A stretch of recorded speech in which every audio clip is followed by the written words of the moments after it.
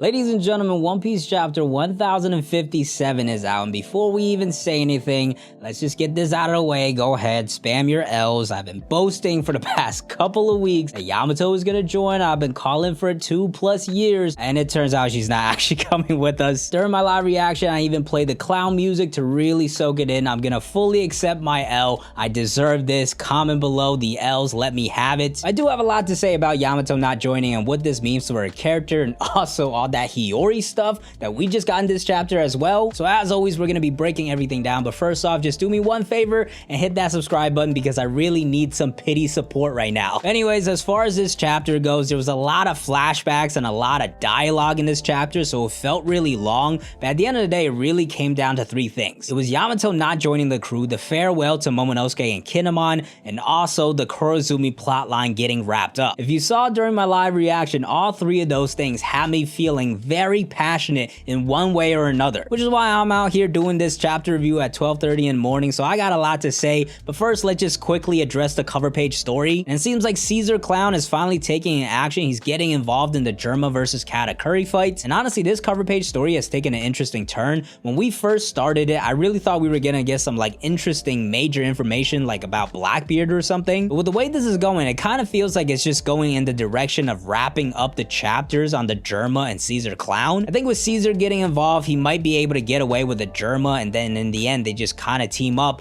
and that's probably just going to be the end of their story. But we'll see what happens. Maybe Katakuri claps back, maybe I'm wrong. I have definitely been wrong before, and that perfectly transitions us into the first topic, which is Yamato is not joining the Straw Hats. And first and foremost, I'm obviously disappointed by this because I've been pushing this train and been on this train for 2+ years, like I've been bragging about in the last 2 chapter reviews. Although I am a little salty about Yamato not joining the crew, what I'm honestly more disappointed by is the fact that now that she's not joining the crew, she's just kind of gonna remain as this dead character with no plot progression or character development at all. Because one of the biggest reasons I wanted Yamato to join was because I thought she had potential for a character arc to really grow and to turn her into a more interesting character. Because listen, even though I wanted Yamato to join the crew, I still understood the sentiment and argument a lot of people had that she was not really developed at all, and her character arc was just a straight line, which is being Kazuki Oden. So for the people that dislike Yamato and didn't want her on the crew, although I disagreed with them, I still kind of understood them to an extent. And now that Yamato is officially not joining the crew, I think the worst part about it is that it cements her status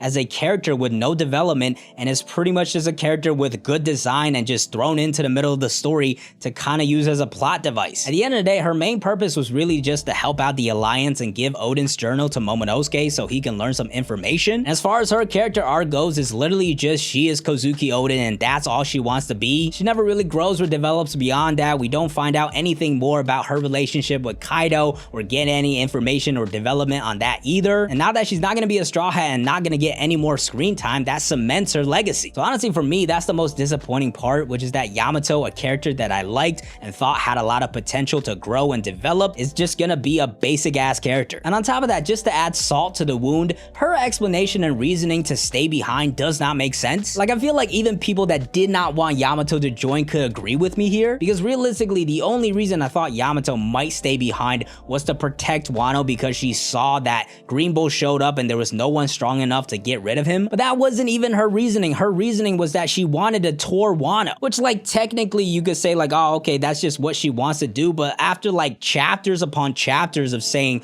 I'm gonna go with the Straw Hats, Luffy, your Ace's brother, I need to join your crew, I want to leave Wano, the country I've been enslaved and trapped for 28 years. Out of nowhere, she just decides, nah man, I'm good, I'm just gonna stay behind and tour Wano a little bit. So even the reasoning I didn't really think made sense, but hey, listen, I'll take my L, I was wrong. A lot of you did not want Yamato on the crew, and we're not gonna get any more of her, so that's gonna be it for Yamato. We'll probably end up getting a cover page story in the future or something like that, but it's definitely not gonna develop her anymore. With that said though, let's move on to the next topic, something I really liked in this chapter, which was the farewell given to Momonosuke. And this was just by far my favorite part in this chapter, and it was just perfectly done, from the flashbacks of every single moment with Momonosuke, the big moments he had in growth and leadership. Honestly, out of all the characters in Wano, I think Momonosuke was probably the most well developed, and at the end of the day, maybe my favorite character from Wano, which honestly is kind of crazy given that when he was first introduced, he was just this annoying bratty kid that I did not like at all. So that really goes to show how much growth he he had as a character and the great moments that he had, and getting reminded of all that great development and all of those great moments leading up to that emotional farewell,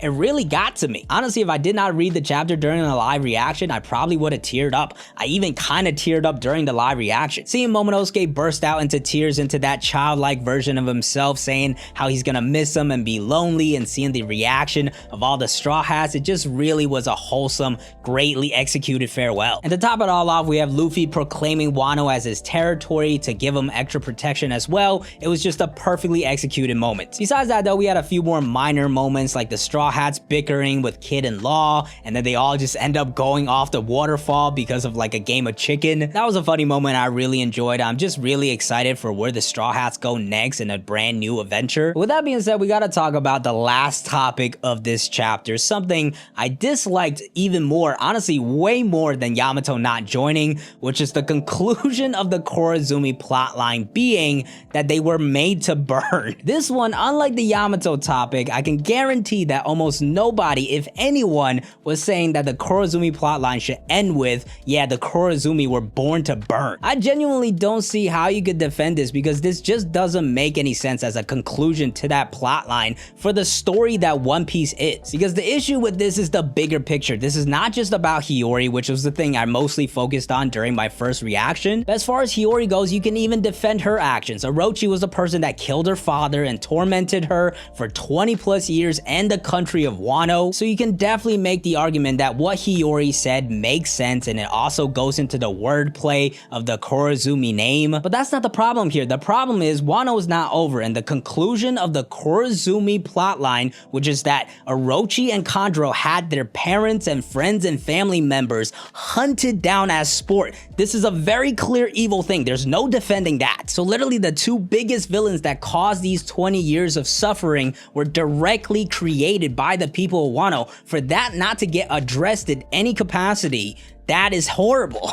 And not only that, but literally the only takeaway we have for the conclusion for that plot point was Hiyori saying the Kurozumi were born to burn in the first place. That's just a terrible lesson, and honestly just does not make sense at all with like the themes of One Piece. As a lot of people have pointed out, this goes directly against so many major themes in One Piece. One Piece is a story about treating people fairly and equally, and people not being tied to their bloodline. Like, that is such a major theme in the story, from Ace's entire character arc to Robin's entire character arc to so many other minor characters. For that to all of a sudden turn into the Kurozumi were born to burn, what the hell is happening? And again, the only defense I've seen on this is people hyper focusing on the situation of like, oh, Hiyori, it makes sense for a character, or like in that moment it doesn't make sense for them to correct themselves. But we have to look at the bigger picture, because Oda is the author of the story. He can create whatever situations he wants. And instead of creating a situation where the people of Wano acknowledge their wrongdoings and actually try to resolve it in recognizing, hey, all Kurozumis are not bad people and we should definitely not be hunting them for sport. Something that lines up with one of the biggest themes in the story that has been shown many times, and also just basic human morality. Instead of doing that, he created this moment with Hiyori getting her personal revenge, and that being the conclusion of the Kurozumi plotline. And not only that, but that story is also being told to all the people of Wano, so that's pretty much the lesson. The takeaway the people of Wano are gonna have is that we should have killed them kids too. This makes no sense at all, and it's one of the first times I'm genuinely confused, because